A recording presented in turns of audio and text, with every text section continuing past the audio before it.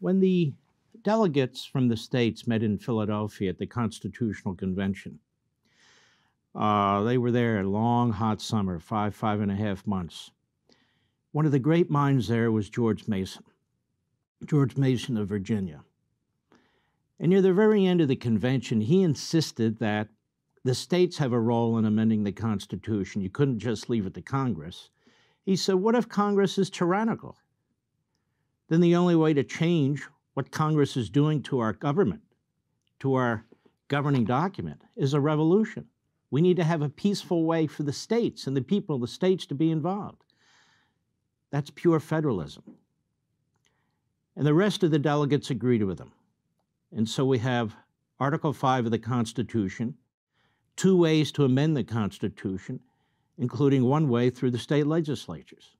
So you would need today 34 of the state legislatures to approve a proposed amendment, and you would need a ratification from the states, either through legislature or convention, of 38 of those states, 3/4. And that is the Convention of States process. It's not a constitutional convention. It is exactly what the Constitution calls it. And by the way, it's not easy to get 38 states to ratify anything. So it's a very, very difficult process. It's never been tried. It's never been used. But the problem is we have the Constitution being rewritten and amended every day by executive orders from the executive, by congressional activities, by a bureaucracy issuing regulations, and of course by the federal courts all the time. And so I was thinking about this Convention of States issue several years ago, and I wrote this book called The Liberty Amendments. But at the same time that I was writing this book, my friend Mark Meckler was thinking about this too, and he formed the Convention of States organization. Today, that organization has 5.5 million members. It is a very active organization. 19 state legislatures have signed on to this. 19. One of those is Arizona. You might remember Tom Coburn. He was a great senator. Unfortunately, he died of cancer a few years back. He was probably the most principled member of the United States Congress, first in the House and then in the Senate, deeply concerned about what's happening in our country. He joined Convention of States after he left the Senate early because he said he'd had enough. He was one of the most, well, kindest, nicest men you could ever meet, also one of the smartest. And he would travel the country promoting Convention of States. And he said time and time again, and you can see it on the internet, this is the only way to save the country. It's the only way. I agree in the end, he's right. You have people who fearmonger and scaremonger and say you'll have a runaway convention. How do you have a runaway convention if 38 states have to ratify an amendment? We have a runaway Congress. We have a runaway court system. We have a runaway executive. The federal government is not going to reform itself. The federal government is not going to fix what it has done. And the Republicans in Washington aren't going to do it either. Just ask them. Now, as I said, one of the states that voted, that is state legislatures, in support of a convention in order to look at a few amendments was Arizona. But it wasn't always that case. There was a state senator in Arizona who worked his way up to be the president of the Senate in Arizona. And despite the fact that the Republicans in the Senate wanted to vote for this resolution in support of Convention of States, he would not bring the vote to the floor. He blocked it. One man. One man was blocking the entire state of Arizona from joining the other states in trying to get our Constitution back and trying to prevent Washington, D.C. from being a runaway constitutional convention. And that individual is Andy Biggs. Andy Biggs left the state Senate, the president of the Senate, to run for Congress, where he now serves. Andy Biggs is part of the Freedom Caucus. Andy Biggs is on TV all the time promoting himself as a conservative.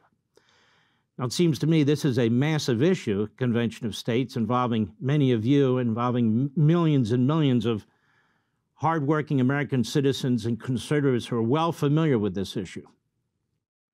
But Andy Biggs, like the left, he decided to block it in Arizona. He actually wrote, I guess you could call it a book, something of that sort, against it. That's fine. That's his view. But a guy like that today parading around as Mr. Conservative with the Freedom Caucus, that he's going to bring conservatism to the House of Representatives is a joke. He doesn't even fundamentally understand the Constitution. George Mason, James Madison, and the others who've been involved in, or were involved in this, or taken the time to really educate himself about it. Just a knee-jerk reaction like the left.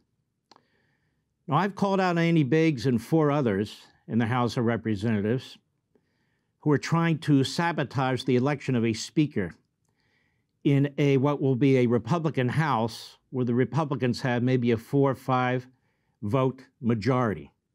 Now, what does that mean? That means that these individuals can block the Republicans from choosing their speaker, which means it could go to the floor of the House, and there's already talk about this in the press, where liberal Republicans, moderate Republicans, could join with Democrats and wind up choosing a speaker who's quite liberal. They talk about Fred Upton. Fred Upton is a rhino. He's been a rhino a very, very long time. The only person so far who's able to coalesce a significant number of members around him is Kevin McCarthy. I don't always agree with Kevin McCarthy. In the past, I haven't always agreed with Kevin McCarthy. It's not like he's being appointed to the Supreme Court of the United States for life. If necessary, like in the case with John Boehner, and I worked with Mark Meadows to remove John Boehner, that sort of activity can occur. But right now, folks, and Jim Jordan agrees with me, and so do many, many conservatives, Jim Banks and others, the Republicans need to get these committees ready. They need to look at the FBI and the Department of Justice. They need to look at the Biden crime family, not just Hunter Biden, but Joe Biden. They need to deal with the border issues. There's so much they need to look at, big tech, that this kind of battling right now is not going to cut it. In the Senate side, Mitch McConnell's already running away with his rhinos. They're going to propose a massive omnibus bill with all kinds of things in it. He's working with Schumer right now, and that'll require a massive increase in the debt ceiling. They've already passed an anti-religion bill that they dressed up as a marriage bill, and they're already working on a massive amnesty bill while the Republicans are fighting with each other in the House. And so I've called these 5 out because they're acting like boneheads, and they're sabotaging an effort in a very, very close House that is necessary to counterbalance the Senate, necessary to counterbalance the executive branch, and get a message across to the American people about what they're doing. So Andy Biggs doesn't like that. So Andy Biggs resorts to Instagram. I don't go on Instagram. People have made me aware of it. And he posts this. Is Andy Biggs in 3rd grade? Mark Levin, total fraud and flip-flopper. And there I am standing on the flip-flop island, Mr. Producer. This is the guy that ran and wants to be Speaker or ran for the leader of the Republicans in the Republican caucus. And so he's got 1, 2, 3, 4, 5 former posts of mine, I assume on Facebook. Maybe it was Twitter, but I think Facebook. Starting in 2014, there's, I see 3 or 4 from them and 1 or 2 from 2019. This is the guy Mark Levin is promoting for Speaker. He means Kevin McCarthy, a winning way to save the country. Whatever McCarthy offered him must be good. First of all, nobody offers me anything, you clown. I'm not a member of the House of Representatives where I got to work with special interest groups. You've clawed your way to your position in the House really as a backbencher who seeks desperately to be a frontbencher. Not if I have anything to say about it. Anybody who opposed Convention of States, no way. I do know this about Kevin McCarthy, and I didn't even ask him. I just did the research. He never opposed Convention of States. He never sought to block it in any state, and you did. So there is a fundamental difference between the two of you. At least when it comes to that part of the Constitution, you don't believe in it. You don't believe in federalism. You don't believe in the state legislatures. You don't believe in the representatives of people at the lowest level of government. And apparently he does. That's number 1. Number 2, if Kevin McCarthy or anybody else, including you, Biggs, takes steps that I think are not supportive or helpful to the country or to a cause of liberty in the Constitution, of course I'll call you out. That's what I do. That's what I do. Republican or Democrat or independent, so-called conservative or liberal or Marxists, Media, government official, doesn't matter to me. Doesn't matter to me in the least. And that will continue to be my position. You do not have anybody who can husband enough votes to be Speaker of the House, but you are a screw-up. And my concern is that you and the other knuckleheads will wind up getting somebody appointed as Speaker who is a liberal Republican or possibly even a Democrat.